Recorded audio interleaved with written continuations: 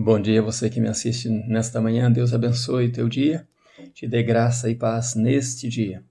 Estamos falando coisas importantes, né, da fundação da Igreja do Senhor Jesus. E ontem falamos, né, em termos de pergunta, quais são os teus princípios?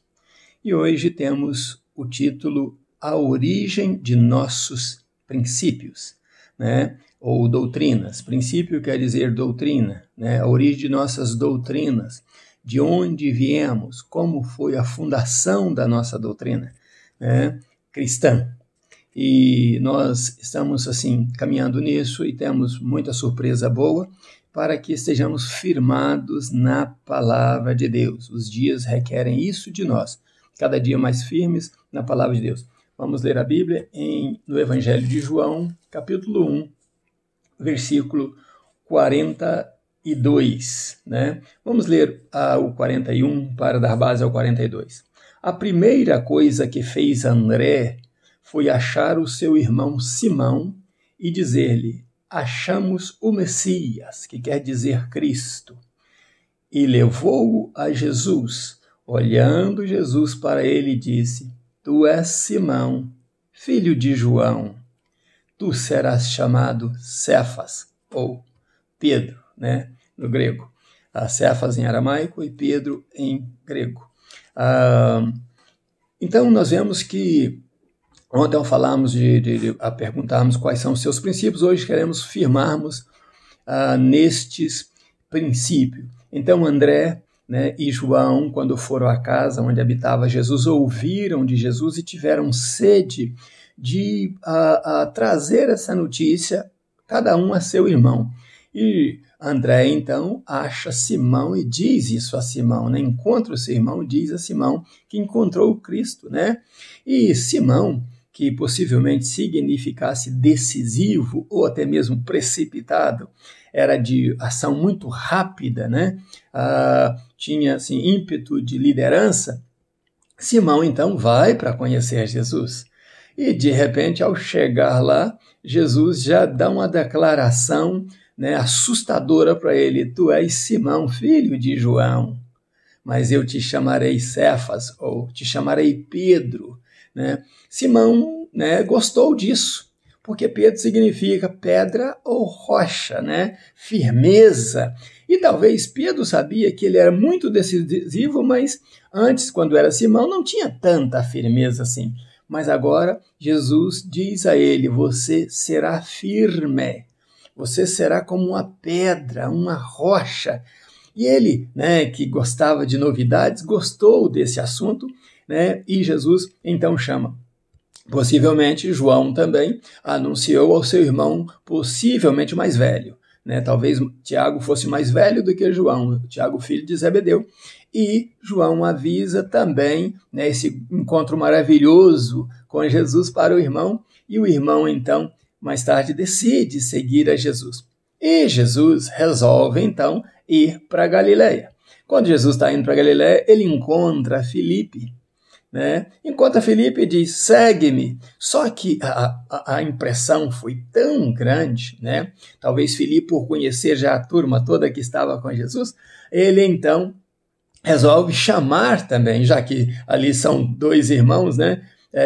De irmãos que evangelizaram, né? Um irmão do outro irmão do outro. Eu vou chamar meu irmão também. E vai chamar Natanael. O nome, né, o significado e o nome de Filipe, sobre Filipe eu vou ocultar um pouco, porque esse é assunto talvez do nosso próximo estudo. Mas tem muita coisa importante para aprender sobre a vida deste Filipe. Mas ele chama Natanael com tanta segurança que ele diz: olha, Natanael, você tem dúvidas aí se de lá vem alguma coisa boa, né? Mas vem ver. E Natanael vem, então, para ver, e Jesus também o surpreende, né? Porque quando nós olhamos o significado de André, é vencedor, né? De Simão, que era o precipitado decisivo, se torna Pedro, rocha. De João, né, que significa em hebraico favor de Deus, né? De Tiago, que foi apelidado o maior, porque ele era maior do que João, talvez ele era muito organizado nos seus negócios, então ele era considerado, Tiago, o maior. E então nós ocultamos Filipe e passamos a falar então de Natanael. E Natanael, Jesus olha para ele e diz: eis aí um homem que não há enganos nele. Né? Engraçado isso, Jesus falar isso de uma pessoa, né, diretamente, não há enganos nele. Esse homem aí gosta da verdade, fala a verdade, ele é direto no que fala. Né? E Natanael então se surpreende e pergunta: mas como é que o Senhor me conhece? E ele diz: antes que Filipe te chamasse, eu te vi debaixo da árvore. Talvez Natanael estava ali escondido, ninguém soubesse onde ele estava, mas Jesus sabia onde ele estava, porque Jesus é Deus, e então ele reconhece isso: eu sei que tu és o Messias de Deus. Né? Natanael então proclama isso aí. Então nós vemos a linha desses 6, né, seguidores de Jesus, 6 primeiros discípulos.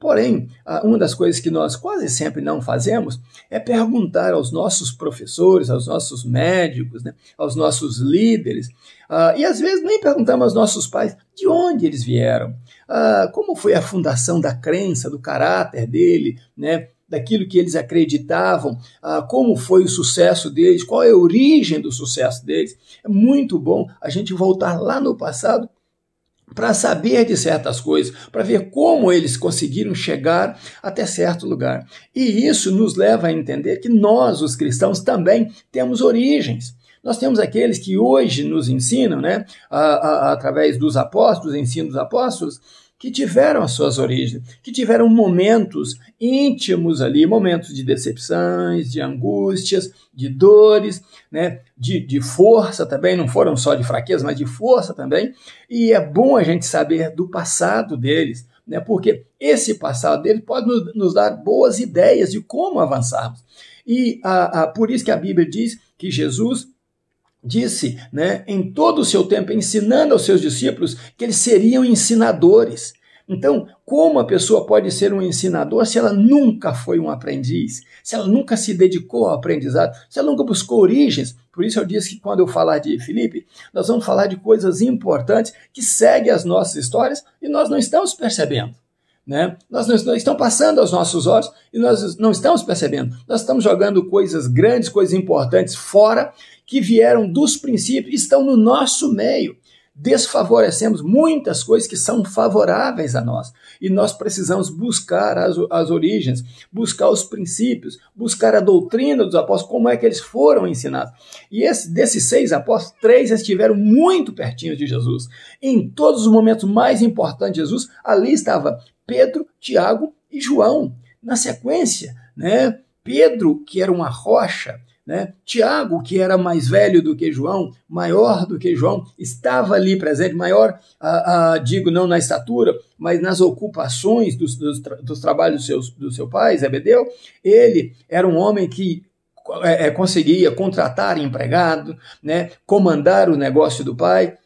Então, estava ali Pedro, Tiago e João, a graça de Deus, o favor de Deus. Então nós precisamos dessas 3 coisas em nós. Precisamos, primeiro, estarmos firmados na rocha. Segundo, termos a mente de controle, né, de dinamismo, de organização em nós. E precisamos, em terceiro, o favor de Deus em nós. Porque sem o favor de Deus, sem a graça de Deus em nós, nós seremos derrotados. Por isso que quando nós dizemos que a igreja está firmada na doutrina dos apóstolos, estamos dizendo que a igreja tem que aprender com a atitude, com os atos dos apóstolos e procurar copiar os seus passos, viver paulatinamente nos seus passos, viver ali minúcia a minúcia nos seus passos, olhando para a vida deles e trazendo deles coisas úteis para nós. Só assim a igreja irá prosperar, só assim a igreja irá vencer, porque aí está a base do nosso cristianismo, aí está a origem dos nossos princípios, aí está tudo que nós precisamos aprender. E se nós desligarmos desta origem, se nós deixarmos esta igreja hoje entrar no modernismo, nós sairemos da base, nós fugiremos da base. E a Bíblia diz que Jesus é a pedra de esquina, a pedra angular. E um edifício que não for construído nele, desaba, vai ser destruído, vai cair, vai demolir. Mas nós precisamos estar firmes em Deus. E João, capítulo 1, Versículo 14 diz: este era o Messias de Deus, a glória de Deus que habitou entre nós, o verbo que se fez carne habitou entre nós, e todos nós vimos a sua glória, a glória do unigênito de Deus. Então a nossa base está naquilo que aprendemos do passado, dos nossos heróis ali, dos nossos discípulos que tornaram apóstolos para nos ensinar, e não podemos fugir desta base. Deus abençoe você, busque ler a Bíblia, estudar a Bíblia e vai aprendendo pouco a pouco o que Deus quer para você ficar firme, né, como a rocha inabalável em Cristo Jesus. Deus te dê graça e paz nesse dia. Sigamos os nossos estudos amanhã, no nome de Jesus. Um grande abraço meu ainda nos meus pijamas, buscando a Deus. Pastor Riva Martins, Deus abençoe você e família, em nome de Jesus.